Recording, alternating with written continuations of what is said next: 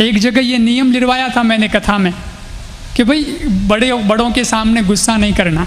तो एक व्यक्ति अगले दिन वापस आया मेरे पास और मेरे को आकर के बोला, अरे महाराज आपने तो कैसा नियम लिरवाया, कल मेरे तो घर पे जाते गड़बड़ हो गई।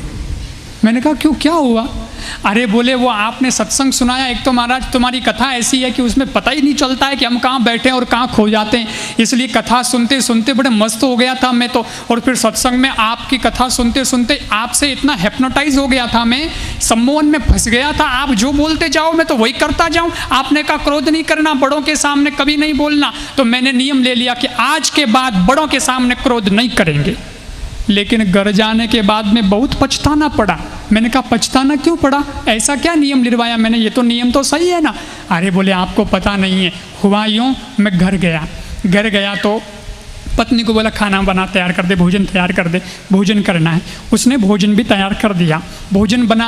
भोजन बनने के बाद में जब मेरे सामने भोजन की थाली आई तो उसमें सब्जी ऐसी आई जो बिल्कुल मेरे को भाती नहीं है, पसंद ही नहीं है, मेरी बिल्कुल भी पसंद नहीं, ऐसी बेमन की सब्जी बना दी और भाती नहीं है। तो मैं तो थोड़ा बोला कि ऐसा है, तेरे को पता नहीं है, इतने सालों से साथ में रह रहे हैं, तेरे को सब पता है, एक एक बात तू जानती है मेरे को क्या पसंद है क्या पसंद नहीं है, मैं क्या खाता हूँ क्या नहीं खाता हूँ, और तूने ये सब्जी क्यों बना दी, मेरे को अच्छी भी नहीं लगती है। और ऐसे करके मेरे को थोड़ा गुस्सा आ गया, मैं तेज में बोलने लगा। इतने में पत्नी बोली चुप, शांत हो जाइए, शांत शांत, बिल्कुल शांत। अरे मैंने कहा ये कोई हद है, एक तो सब्जी गलत बनाती है, ऊपर से मेरे को बोलती है शांत होने के लिए, ये तेरी हिम्मत, तो मेरे को शांत होने के लिए बोलती है। पत्नी बोली नहीं, आज बिल्कुल लड़ाई नहीं होगी, आज बिल्कुल झगड़ा नहीं होगा। पति बोला कैसे नहीं होगा, अब तू रोकने वाली कौन होती है, अब तो झगड़ा होकर के ही रहेगा। पत्नी बोली नहीं होगा, आज आप महाराज की सत्संग में गए थे ना, तो याद करो आपने एक नियम लिया था। बोले क्या लिया था? अरे बोले नियम लिया था ना।